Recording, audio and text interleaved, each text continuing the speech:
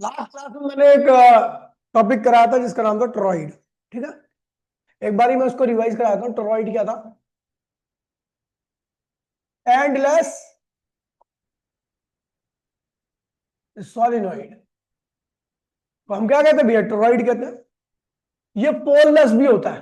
पोल, इसका कोई पोल नहीं होता, ना नॉर्थ ना साउथ। ठीक है, डायग्राम, डायग्राम सर्कल में बंधा होता है। हाँ, यहाँ पर ये एक ट्यूब बना दे रहा हूं। इस ट्यूब के अराउंड में इस तरीके से वायर से बाउंड होता पूरा का पूरा। ये वायर जो टर्न्स है इनके बीच में गैप नहीं होता बिल्कुल भी।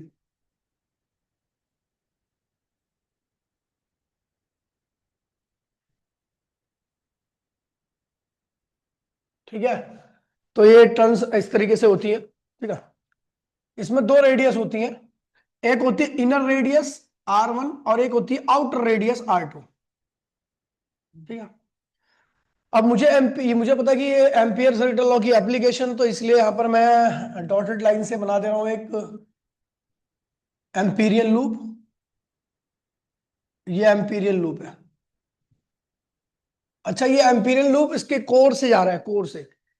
तो इसकी रेडियस क्या होगी? R हो गई। इस R की वैल्यू कैसे निकलेगी? R1 + R2/2। ये मेन रेडियस होती है एक्चुअल में। ठीक है, अच्छा आपको बता दूं, यहां पर इस रीजन में मैग्नेटिक फील्ड की वैल्यू क्या होगी? 0। और इस रीजन में भी मैग्नेटिक फील्ड की वैल्यू क्या होगी? 0। ठीक है, देखिए एन क्या है? Total number of turn. और आई क्या है? करंट थ्रू दी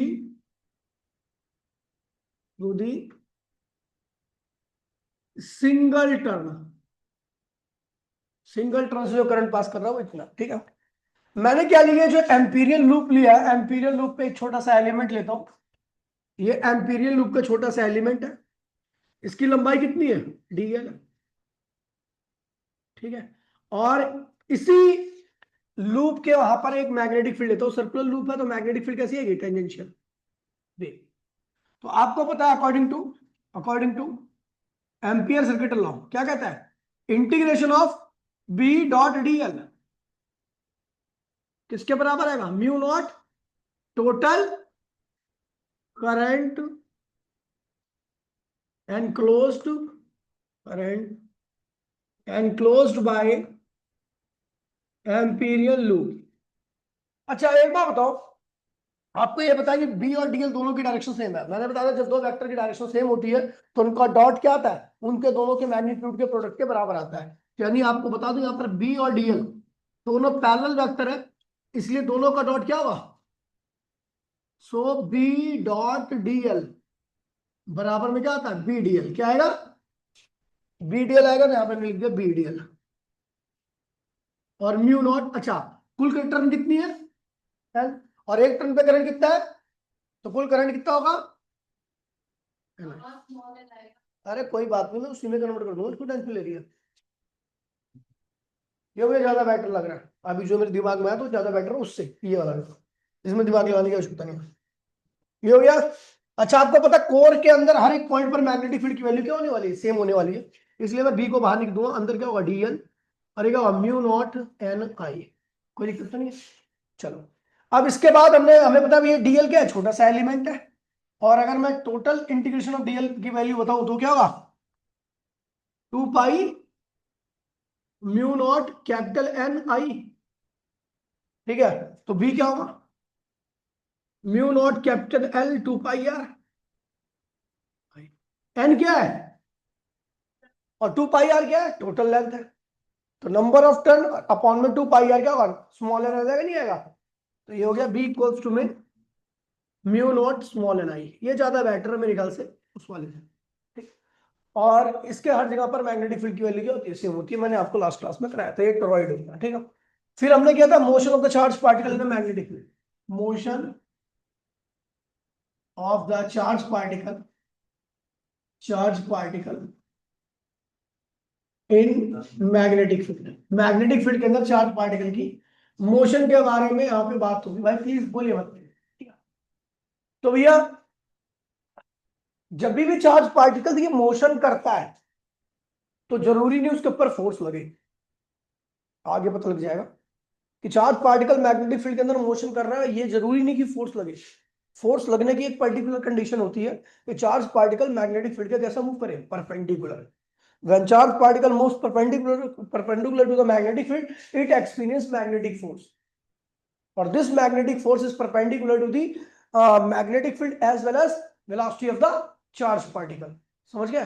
तो भैया अगर मैग्नेटिक फोर्स की बात कर रहा हूं तो चार्ज पार्टिकल मैग्नेटिक फील्ड कैसा मूव करे, perpendicular.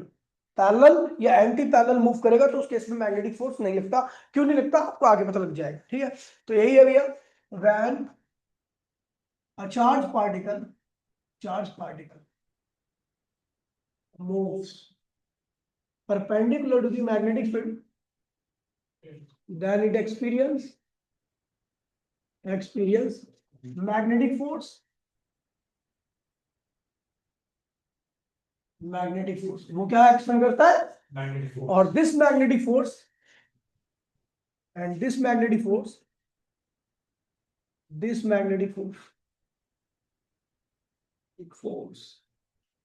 perpendicular to the magnetic field and velocity of charge particle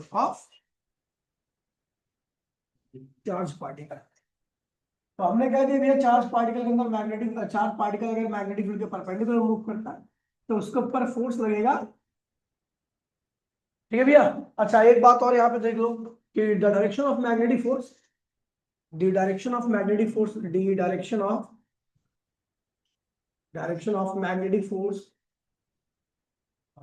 force can be given by Fleming left hand rule और राइट हैंड पाम रूल।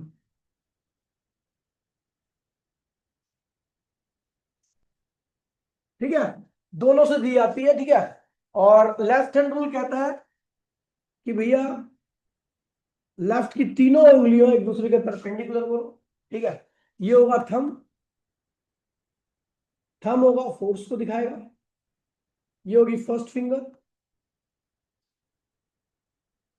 ये दिखाएगी भैया मैग्नेटिक फील्ड को,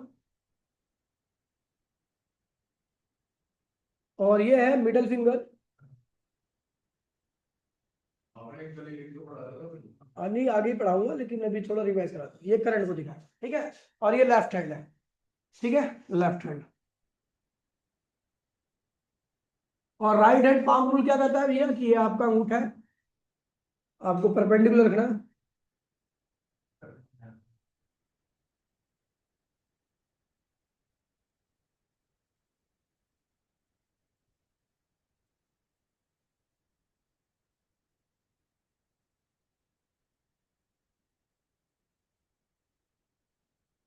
ठीक है। ये अंगूठा है राइट हैंड का, राइट हैंड पाम रूल, ठीक है। ये जो फिंगर है ये दिखाएगी मैग्नेटिक फील्ड को, ठीक है। ये थंब दिखाएगा आपका करंट की डायरेक्शन को, और ये पाम दिखाएगा फोर्स की डायरेक्शन, ठीक है। ये भी रूल बहुत सही है, ठीक है। तो आपको ये ध्यान रखना कि यहाँ पर आप जो भी जब भी डेरिवेशन करोगे तो वो डेरिवेशन तो खैर है नहीं, ठीक है। तो वैसे कोई डेरिवेशन नहीं है, ऑब्जर्वेशन बेस्ड है जो भी आएगा फॉर्मूला आपका, ठीक है। तो वहां पर आपको तीनों चीजें परपेंडिकुलर लेनी पड़ेंगी, ठीक है। अगर परपेंडिकुलर नहीं है तो आप इस एक्सप्रेशन को ड्राइव नहीं कर सकते। चलो देखते हैं भैया एक्सप्रेशन ऑफ मैग्नेटिक फोर्स। हाँ, एक्सप्रेशन ऑफ मैग्नेटिक फोर्स नहीं, उसमें तो थंब होगा करंट, पाम रूल में थंब जो होगा वो करंट होगा, और लेफ्ट हैंड रूल में जो थंब होगा वो फोर्स होगा। हाँ, एक्सप्रेशन ऑफ मैग्नेटिक फोर्स, ठीक है, समझ गए। तो भैया ये है आपका मैग्नेटिक फील्ड, इसे एक्सटर्नल मैग्नेटिक फील्ड है, एक्सटर्नल मैग्नेटिक फील्ड। और आपको बता देता हूं ये फील्ड चार्ज की वजह से नहीं आ रही, इसको मैंने बाहर से अप्लाई कर रखा बाय यूजिंग चुंबक वगैरह जो भी है, ठीक है। ये है चार्ज पार्टिकल, जिसके ऊपर चार्ज क्या था, क्यू था, और वेलोसिटी कितनी है, ये। तो मैग्नेटिक फील्ड और वेलोसिटी दोनों वेक्टर क्वांटिटी होती है, तो इनके बीच में एंगल क्या बन गया, थीटा। तो ध्यान रखना थीटा किसके बीच का एंगल है, angle in between magnetic field and velocity vector. Charge के बीच का एंगल नहीं होगा, वेलोसिटी के बीच का एंगल होगा। तो अब देखिए वेलोसिटी को मैं रिजॉल्व करता हूं, इधर क्या आएगा v cos थीटा, और इधर क्या आएगा v sin थीटा। ये दोनों एक दूसरे के परपेंडिकुलर, आपको लग नहीं रहा होगा लेकिन ऐसे ही होता है परपेंडिकुलर, ठीक है। तो मैंने बोला था कि किस की वजह, आप ये चार्ज कैसा है, पॉजिटिव है, तो जहां इसकी वेलोसिटी होगी वहीं पर करंट होगा, यानी करंट की डायरेक्शन एक्चुअल में क्या है, ये रही, ठीक है। अब मैं इसको बिल्कुल भी कंसीडर नहीं करूंगा, ना इस वेलोसिटी को कंसीडर करूंगा, ना इस चार्ज को कंसीडर करूंगा। क्यों, क्योंकि भैया ये एक व्यक्ति था, इसको काट दिए, तो इसको काट दिए दो पार्ट में, एक पार्ट ये निकला, एक पार्ट ये निकला। तो भैया जब इस व्यक्ति को दो टुकड़े में काट दिया, तो अब ये व्यक्ति खत्म हो चुका है। अब कौन बचा, इसके दो टुकड़े बचे, ठीक है। तो मैं उन्हीं दो टुकड़ों से मेरा काम चल रहा है जो भी, ठीक है। तो भैया करंट, ठीक है। अच्छा मैंने इस डायरेक्शन में करंट क्यों नहीं लिया, क्योंकि मुझे पता है भैया कि मैग्नेटिक फील्ड के जो वेलोसिटी परपेंडिकुलर होगी मैं उसी को कंसीडर करूंगा, इसको कंसीडर नहीं करूंगा। तो इसलिए यहां पर लिख दे रहा हूं मैं नॉट कंसीडर। ये क्या है, नॉट कंसीडर। क्यों, क्योंकि भैया v cos थीटा जो है वो पैरेलल है मैग्नेटिक फील्ड के, और हमें पता है किस वेलोसिटी की वजह से किस वेलोसिटी या किस करंट की वजह से फोर्स लगता है, जो कि मैग्नेटिक फील्ड का क्या होता है, परपेंडिकुलर। और फोर्स भी कैसे लगेगा, परपेंडिकुलर लगे, तो फोर्स इधर बना दिया मैंने, ठीक है, ये समझ गया, फोर्स ही आ गया।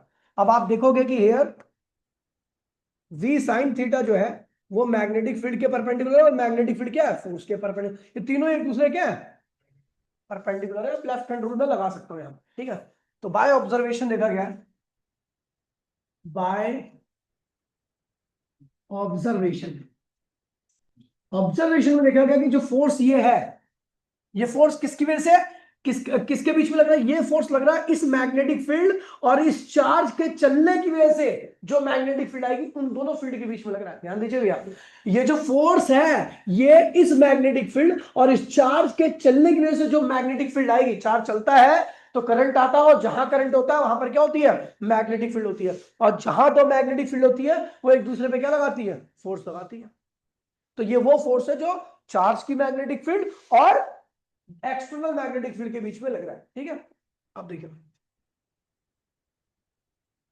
तो ऑब्जर्वेशन में देखा, क्या देखा कि जो फोर्स है वो एक्सटर्नल मैग्नेटिक फील्ड के डायरेक्टली है।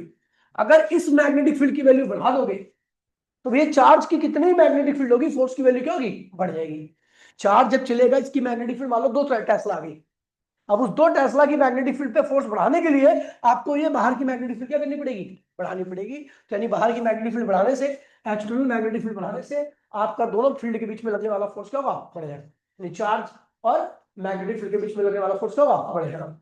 दूसरा, चार्ज की वैल्यू जितनी ज्यादा होगी, आप सबको पता है चार्ज ज्यादा होगा तो उसके ऊपर करंट भी क्या है, चलने की वजह से ज्यादा आएगा। ज्यादा करंट की वजह से ज्यादा स्ट्रॉन्ग मैग्नेटिक फील्ड आती है, और इसकी स्ट्रॉन्ग मैग्नेटिक फील्ड इस वाली फील्ड के साथ क्या करेगी, ज्यादा इंटरेक्ट करेगी, ज्यादा फोर्स लगाएगी, ठीक है। ये हो गया। एक और है फैक्टर v sin थीटा। अच्छा, इस चार्ज का ये वाला परपेंडिकुलर कंपोनेंट इस फील्ड से, ठीक है भैया, इस फील्ड के परपेंडिकुलर वाला कंपोनेंट की वैल्यू जितनी ज्यादा होगी, चार्ज उतना ही तेज मूव करेगा, चार्ज जितना तेज मूव करेगा उसकी वजह से करंट क्या होगा, उतना ज्यादा आएगा, ज्यादा करंट आएगा, तो इसकी वजह से ज्यादा, इस कंपोनेंट की वजह से मैग्नेटिक फील्ड भी क्या आएगी, ज्यादा आएगी। जैसे इसकी कंपोनेंट की वजह से मैग्नेटिक फील्ड ज्यादा आएगी तो इस फील्ड के साथ इसका इंटरेक्शन क्या होगा, ज्यादा होगा, फोर्स की वैल्यू क्या होगी, बढ़ जाएगी। तो हमने ये भैया इसको कंबाइन कर दिया, ये हो गया। तो हमने ये पहली इक्वेशन कर दिया, इसको इसको दूसरी इक्वेशन कर दिया, और इसको तीसरी इक्वेशन कर दिया। On combining first, second and third, तो क्या होगा, F equal to B Q we sine theta, F equals to K times of B Q we sine theta. K की वैल्यू आपको पता ही है क्या होती है, 1 होती है। तो फोर्स की वैल्यू क्या होगी, B Q we sine theta. ये हो गया force in between magnetic field and charge particle, ठीक है। ये क्या है, force in between in between magnetic field and moving charge particle बोलोगे फिर भी फोर्स जरूरी नहीं है कि चार्ज रेस्ट में रहेगा तो फोर्स नहीं लगेगा। जब तक चार्ज मूव नहीं करेगा तब तक फोर्स क्यों नहीं लगेगा? चार्ज मूव नहीं करेगा तो बंटी, चार्ज रेस्ट में है तो क्यों नहीं फोर्स लग रहा उसके ऊपर? चार्ज रेस्ट में रहेगा तो करंट क्रिएट नहीं करेगा, करंट नहीं आएगा तो उसकी वजह से फील्ड नहीं क्रिएट होगी, और उसकी वजह से फील्ड नहीं क्रिएट होगी तो बाहर की फील्ड के साथ कोई इंटरेक्ट नहीं कर पाएगा। जब तक चार्ज आपका मोशन रहेगा तब तक करंट नहीं आएगा, जब तक करंट नहीं आएगा तब तक फील्ड नहीं आएगी, फील्ड जब आएगी तो ये बाहर की फील्ड के साथ इंटरेक्शन भी होगा। समझ गए? आगे बच्चों, ये हो गया आपका मैग्नेटिक फोर्स का फॉर्मूला। इसकी वेक्टर फॉर्म देख लीजिए, इसको याद रखना क्योंकि तो क्वेश्चन अभी देखोगे तो आप वेक्टर फॉर्म क्या होगी इसकी, तो इसकी वेक्टर फॉर्म होती है F vector equals to q v cross v vector. आपको ये याद रखना है, ठीक है? समझ गया? आगे बढ़ो। ऐसा ही देखिए यहां पर अगर मैं यूनिट ऑफ फील्ड निकालना हो तो यहां से आप निकाल सकते हो फॉर्मूले से, क्योंकि आपने अपना फोर्स क्या होता है B Q we sine theta, तो बी क्या होगा एफ अपॉन में q we sine theta. Force की यूनिट क्या होती है न्यूटन, चार्ज की क्या होती है कूलम्ब, और वेलोसिटी क्या होती है मीटर पर सेकंड। टाइम की कोई यूनिट नहीं होती। तो भैया इसको सॉल्व करोगे तो मैग्नेटिक फील्ड की यूनिट क्या होगी न्यूटन पर कूलम्ब मीटर की पावर -1 और सेकंड की पावर +1। और एक और होती है शॉर्ट में टेस्ला। क्या होती है? टेस्ला। टेस्ला। अच्छा, इसका डायमेंशन लिखने के लिए भी आता है। तो न्यूटन का क्या डायमेंशन होता है mLT-2। कूलम्ब का क्या होता है AT। AT। मीटर का क्या होता है लेंथ। सेकंड का क्या होता है T। इसको फिर सॉल्व करते हैं भैया। m कितनी बार है? एक बार है। l एक बार है, दो बार है, लेकिन l की पावर यहाँ पे पॉजिटिव और यहाँ पर क्या है नेगेटिव। कट गया। t माइनस दो बार, t माइनस एक बार और t ये, तो भैया ये और ये t क्या हुआ कैंसिल हो गया, तो क्या t की पावर माइनस। ठीक है। और एम्पियर क्या लिया ये हो गया आपका। इसको सॉल्व करोगे तो m a t की पावर -2, ये इसका डायमेंशन होगा किसका मैग्नेटिक फील्ड का। ठीक है। अब देखिए भैया special case. Special case theta equals to 0 और 180, मतलब समझे थीटा किसके बीच का एंगल था? मैग्नेटिक फील्ड और वेलोसिटी के बीच का एंगल। तो 0 डिग्री में क्या होता है कि मैग्नेटिक फील्ड और वेलोसिटी दोनों की डायरेक्शन क्या होती है? सेम होती है। और 180 डिग्री का मतलब क्या होता है कि वेलोसिटी ऐसे और मैग्नेटिक फील्ड क्या हो। तो आपको बता दूं इन दोनों ही केस में बी क्यू वी साइन 0 रखो या 180 रखो, आप देखोगे साइन की वैल्यू 0 ही आ रही है, यानी फोर्स लगेगा ही नहीं। ठीक है। तो इसीलिए चार्ज पार्टिकल चल भी रहा है, लेकिन एंगल की वजह से, कौन से एंगल पे? 0 डिग्री और 180 डिग्री पे चार्ज पार्टिकल पे कोई फोर्स नहीं लगता। तो बहुत इंपॉर्टेंट पॉइंट है कि चार्ज जब पैरेलल चले या एंटी पैरेलल चले,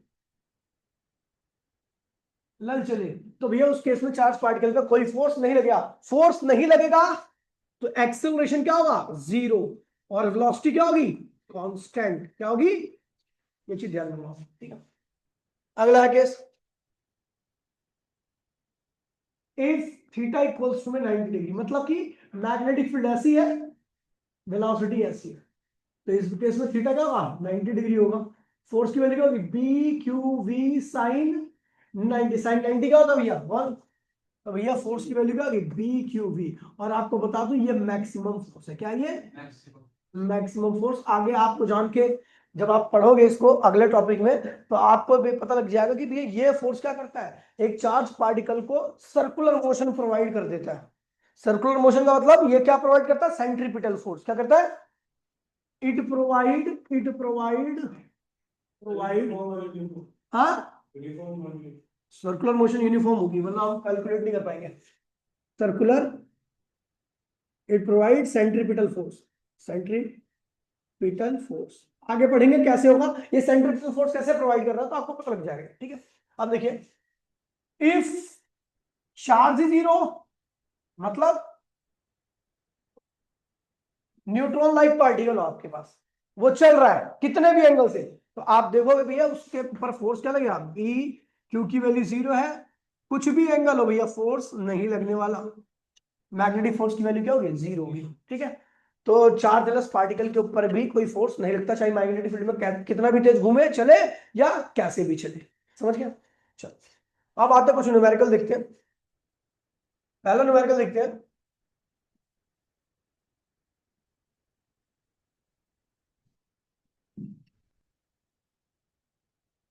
अच्छा कुछ चीजों की मैग्नेटिक फील्ड के बारे में डिस्कस किया गया, आपको बताता हूँ। ठीक है, जैसे सरफेस ऑफ न्यूट्रॉन स्टार, आप जानते हैं न्यूट्रॉन स्टार क्या होता है?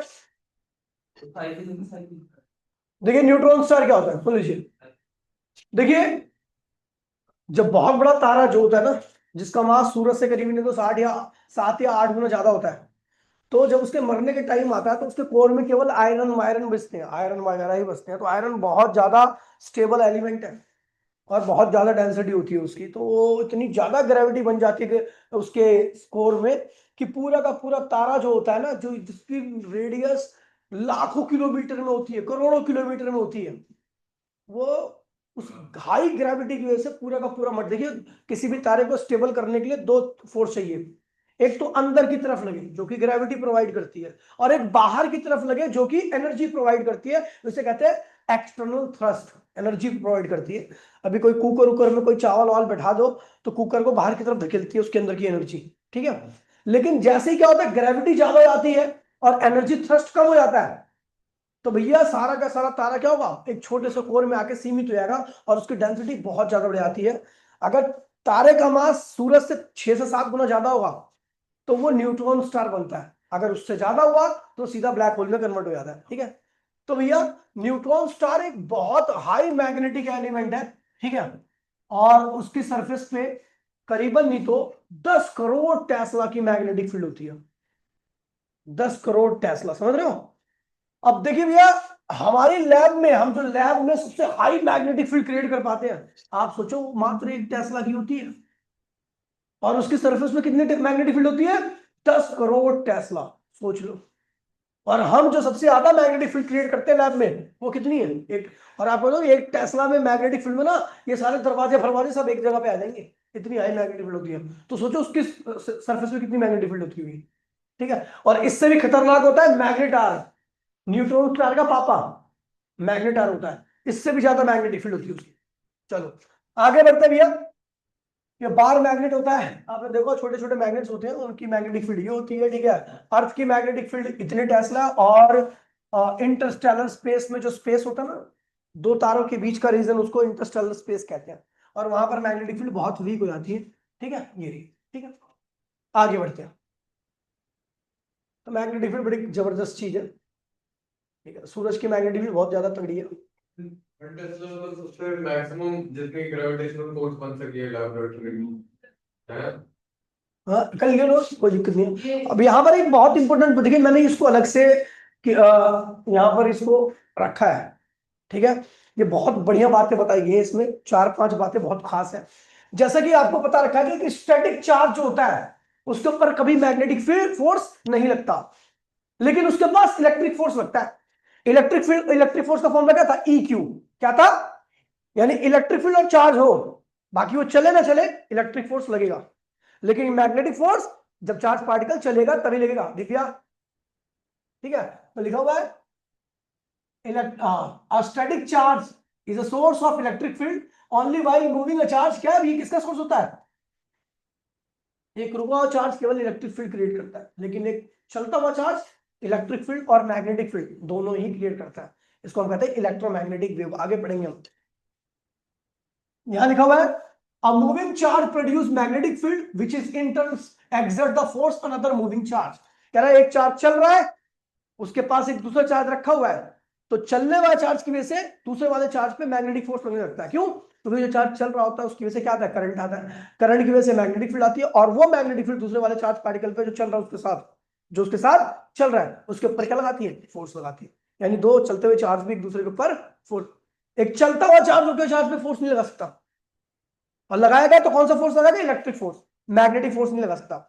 दोबारा बोलो, दो चार्ज रुके हुए, उनके बीच में मैग्नेटिक फोर्स नहीं लग सकता, क्या लगेगा, केवल इलेक्ट्रिक फोर्स लगेगा। एक चार्ज चल रहा है, दूसरा चार्ज रुका हुआ है, तो भी उनके बीच में इलेक्ट्रिक फोर्स ही लगेगा, मैग्नेटिक फोर्स नहीं लग सकता, क्योंकि जो चार्ज चल रहा है वो तो मैग्नेटिक फील्ड बना रहा है, लेकिन दूसरा चार्ज मैग्नेटिक फील्ड नहीं बना रहा, क्योंकि वो रुका हुआ है। जब तक दो मैग्नेटिक फील्ड नहीं होंगी तब तक उनके बीच में कोई फोर्स नहीं लगेगा, समझ गया। लेकिन दो चार्ज चल रहे हैं तो भी उनके बीच में मैग्नेटिक फोर्स लगेगा ही लगेगा, ठीक है। अगला कह रहा है a stationary source does not produce any magnetic field, ठीक है भैया, और जो कि एक्सटर्नल मैग्नेटिक फील्ड साथ इंटरेक्ट नहीं होगी, आपको पता ही है, ठीक है। No force exerted stationary charge in magnetic field, charge रुका हुआ है तो वो मैग्नेटिक फील्ड में कोई फोर्स एक्सपीरियंस नहीं करेगा। अगला कह रहा है an electric charge always experience a force in electric field whatever charge stationary or electric field में कोई चार्ज रखा हुआ है तो हमेशा उसके ऊपर एक फोर्स लगेगा, कौन सा, इलेक्ट्रिक फील्ड, चाहे चार्ज रुका हुआ हो चाहे वो चल रहा हो। एक चार्ज पार्टिकल जब पैरेलल और एंटी पैरेलल चलता है किसके, तो उसके ऊपर कोई फोर्स नहीं लगता। अच्छा, मैग्नेटिक फोर्स और इलेक्ट्रिक फोर्स दोनों के सम को हम कहते हैं लॉरेंज फोर्स। खैर आगे बढ़ेंगे, अगला टॉपिक अपना, ठीक है। कह रहा है इफ फील्ड, ठीक है, if in a field the force experienced by moving charge depends on the strength of the magnetic field and not on the velocity of the charge then the field must be electric। पता क्या कह रहा है, एक charge है, ठीक है, वो चल रहा है, ठीक है, उसके ऊपर फोर्स, चाहे वो तेज चल रहा है चाहे वो स्लो चल रहा है, उसके ऊपर फोर्स हमेशा क्या लग रहा है, एक जैसे लग रहा है। तो इसका मतलब जो फोर्स लग रहा है उसके ऊपर वो उसकी वेलोसिटी पे डिपेंड नहीं कर रहा। और कौन सा फोर्स वेलोसिटी पे डिपेंड नहीं करता, इलेक्ट्रिक या मैग्नेटिक, इलेक्ट्रिक, क्योंकि इलेक्ट्रिक फोर्स में वेलोसिटी का जिक्र ही नहीं है, वो चाहे तेज चले चाहे स्लो चले, हमेशा इलेक्ट्रिक फोर्स क्या होगा, एक जैसा ही लगेगा। लेकिन अगर मैग्नेटिक फील्ड में रखा हुआ तेज चलेगा तो ज्यादा फोर्स, स्लो चलेगा तो, कितनी बढ़िया बातें बताई गई है इसमें, सोचो, कंसेप्चुअल बातें सारी हैं। लिखा हुआ है if a field the force experienced by a moving charge depends not only the strength of the field but also the velocity। कह रहा भैया वही, जब चार्ज पार्टिकल की वेलोसिटी पे भी फोर्स डिपेंड करने लगता है तो कौन सा फोर्स होता है वो, मैग्नेटिक फोर्स। कौन सा फोर्स होता है, आगे बढ़ते भैया।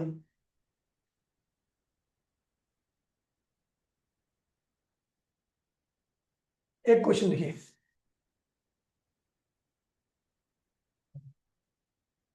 ठीक है, कह रहा proton enters in magnetic field of flux, flux मतलब उसकी इंटेंसिटी बी की वैल्यू है इतना टेस्ला है, विद वेलोसिटी इतना at an angle of 30 degree, find the force. Force आपको ना पता है, यह फोर्स क्या होता है, B Q we sine theta.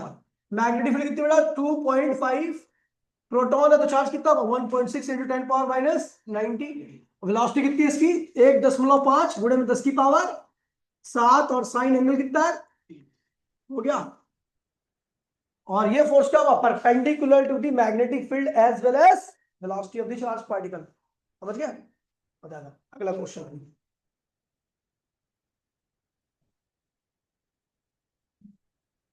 अब देखो जो मैंने कहा था ये वेक्टर फॉर्म याद रखना, ये क्वेश्चन 2 बार रखा है सीबीएसई में, वेक्टर फॉर्म याद रखना इसका।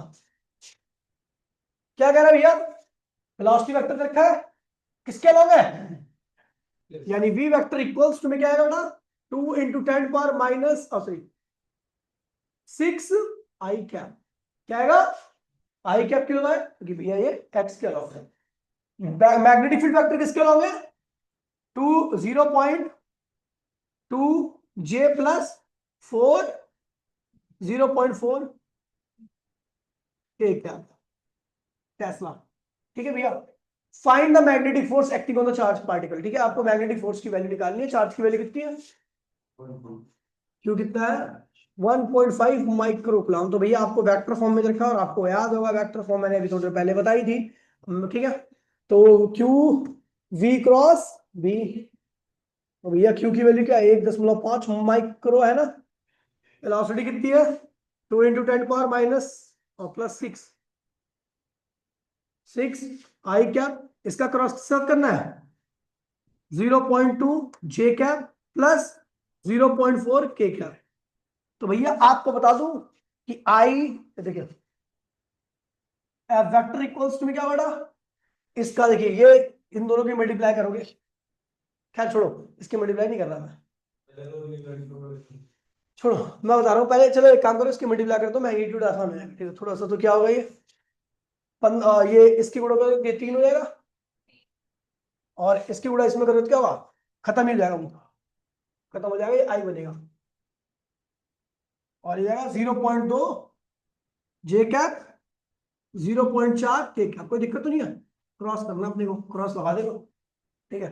तो भैया एफ इक्वल्स टू में जब इसकी गुणा इसमें होगी तो 0.6, 0.6, और आई क्रॉस जे क्या होता है? प्लस के, ये लिख दो, ठीक है।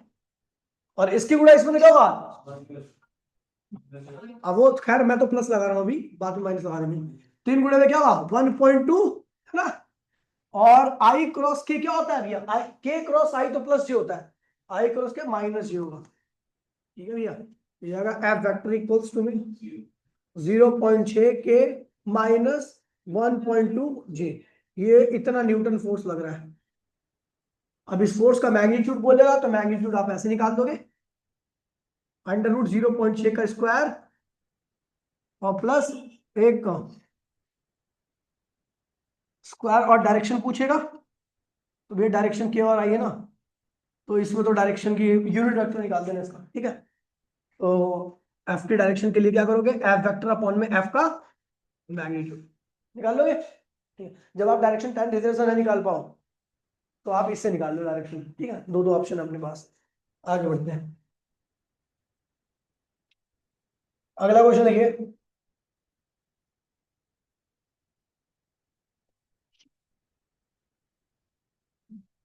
ठीक है, क्या कह रहा है ये? कह रहा भाई लोग मेगा मेगा इलेक्ट्रोवोल्ट प्रोटॉन इस, अच्छा मतलब ये एनर्जी एक्चुअल में ये क्या है? Mega electronvolt is the unit of energy. इसको जूल में कन्वर्ट करना है तो इसे मल्टीप्लाई कर दो। तो ये क्या बोल रहा है? एनर्जी कितनी है इसकी? 5 मेगा इलेक्ट्रोवोल्ट। चलो जूल में कैसे कन्वर्ट करते हैं देख लीजिए। तो 5 मेगा बोले 10 की पावर 6, इलेक्ट्रो बोले तो 1.6 इंटू 10 पावर माइनस 90 जूल। होगी जूल में कन्वर्ट। कह रहा भैया प्रोटॉन है तो चल रहा है, मूव कर रहा है, मूव कर रहा है तो उसके पास कौन सी एनर्जी होगी? ये एनर्जी किसके बराबर होगी? काइनेटिक है। तो भैया मास, हाफ मास कितना होता है? 1.67 into 10 power minus 27 we T square 5, और ये हो जाएगा आपका ये 8 हो जाएगा, और इन दोनों के बाद क्या होगा? 10 की पावर माइनस 13, ठीक है। तो यहां से v निकल आएगा, ठीक है। कह रहा है कि इतनी मैग्नेटिक फील्ड में चल रहा है, ठीक है। और हाँ, मैं दे रखा है आपको मास, ठीक है। मैग्नेटिक फील्ड में चल रहा है, क्या कर रहा है? इतनी वर्टिकली, अच्छा कैसे आ रहा है? नीचे आ रहा है, इस वेलोसिटी से नीचे आ रहा है। और मैग्नेटिक फील्ड कैसी है? हॉरिजॉन्टल है, जिसकी वैल्यू कितनी है? तो कह रहा फोर्स कितना लगेगा? तो फोर्स भैया क्या आएगा? वो जेड एक्सिस के लॉन्ग आएगा बाहर की तरफ। तो उस फोर्स की वैल्यू होगी बी क्यू वी साइन क्या हो जाएगा? 90, क्योंकि दोनों एक दूसरे के क्या है? बी अपने को पता है कितनी है? 1.5। चार्ज कितना होगा? 1.6 इंटू 10 पावर माइनस 90। वेलोसिटी यहां से निकाल ली हमने, ये वेलोसिटी डाल दो, साइन 90। सॉल्व कर लीजिए, आंसर आ गया। कर लोगे?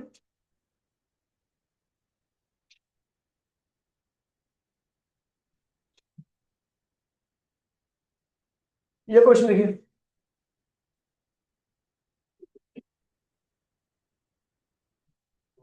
ठीक है। क्या कह रहा है भैया? लॉन्ग, अब ये लॉन्ग वायर है, इनफाइनाइट वायर है। लॉन्ग वायर की मैग्नेटिक फील्ड क्या होती है भैया? बी इक्वल्स में mu naught 4 pi 2 I upon में आर। तो इसकी वैल्यू क्या है? 10 टू पावर माइनस 7। हाँ, लॉन्ग वायर बोल देगा तो इनफाइनाइट है, ठीक है। दो आई की वैल्यू कितनी है भैया? 4। कितनी दूरी पर है पार्टिकल? 0.2। सॉल्व कर लोगे, यहां से मैग्नेटिक फील्ड आ जाएगी, बोलो हाँ। अब चार देखिए, मैग्नेटिक, अब ये जो ये वायर है ये ऐसे है, तो इसकी मैग्नेटिक फील्ड क्या होगी? अंदर जाएगी, इनवर्ट। राइट हैंड रूल से देखो ना, राइट हैंड थंब रूल से।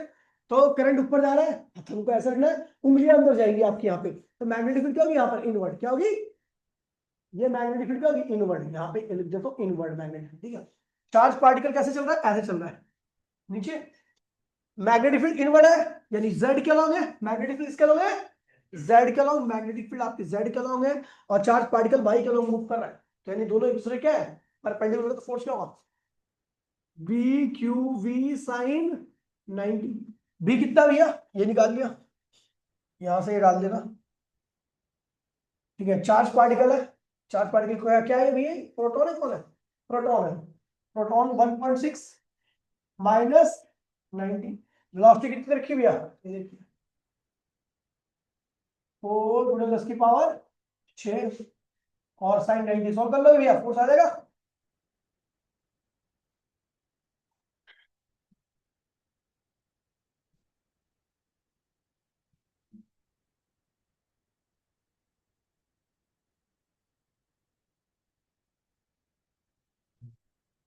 ठीक है, एन इलेक्ट्रॉन इज मूविंग कितनी स्पीड है भैया, 10 की पावर 6 मीटर पर second in the direction parallel to the current, current के पैरेलल है तो मतलब मैग्नेटिक फील्ड का परपेंडिकुलर होगा, पक्की बात है।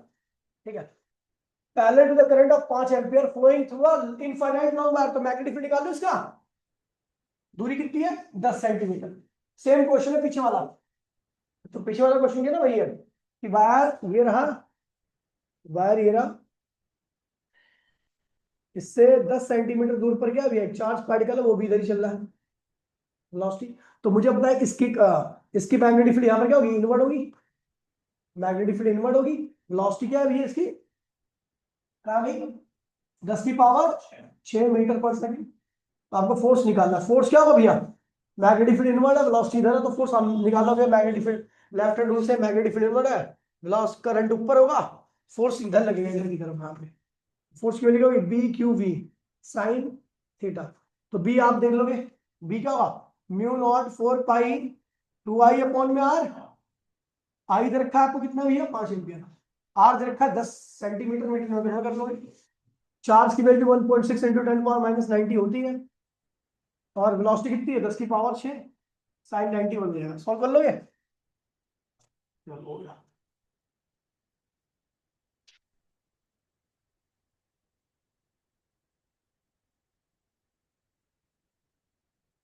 ये तो करा दिया, ठीक है, तो ये सारे क्वेश्चन हमने कर लिए, ठीक है, तो कल इसका जो सब टॉपिक है ना वो होगा,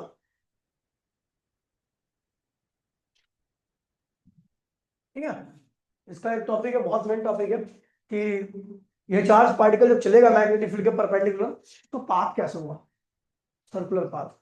तो आप कल पढ़ोगे, सर्कुलर भी पढ़ोगे, हेलिकल भी पढ़ोगे, उसके बाद आपका चैप्टर का आखिरी मतलब कि मंडे अगले क्लास में खत्म हो जाएगा, मतलब ठीक है, तो खत्म हो जाएगा, उसके बाद छोटे छोटे पहले पहले मैं कराऊंगा आपको इलेक्ट्रोमैग्नेटिक वेव सीधा, ताकि आपका चैप्टर आजकल बच्चे बहुत रटते हैं ना कि उसके ट्यूशन में इतने चैप्टर हो गए, तो मैं पहले छोटे वाले चैप्टर कराता हूँ, चैप्टर नंबर 1 वो 8वां, वो एक क्लास का चैप्टर है, एक क्लास में खत्म कर दूंगा, ठीक है, चैप्टर नंबर जो आपका 6 है वो 3 क्लास का चैप्टर है, उसे भी खत्म कर दूंगा, ठीक है, फिर मेरे हो जाएंगे 6 चैप्टर, मिलते हैं क्लास में, टटा जाएंगे क्लास,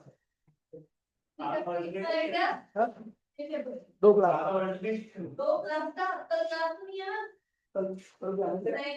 कल संडे क्लास तक नहीं, कल